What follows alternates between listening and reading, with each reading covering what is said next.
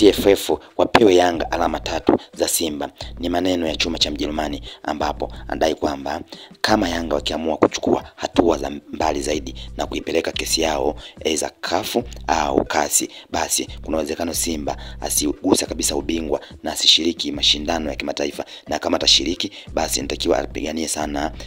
kwenye makombe mengine ikiwemo hilo la FA, kwa kuwa TFF wasipoipa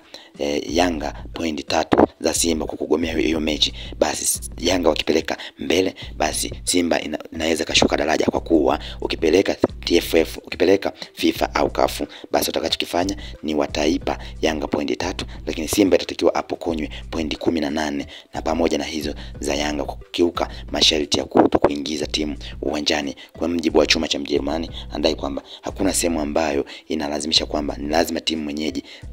timu ngeni ifanye mazoezi. Tena walienda bila kuwasiliana na timu mwenyeji kwamba wanaenda kufanya mazoezi, hivyo walikiuka kwa hawakuwasiliana na mtu yote, hawakuwasiliana wala na uongozi wa uwanja huo kwamba wangefanya mazoezi huo muda ambao wao walienda kufanya.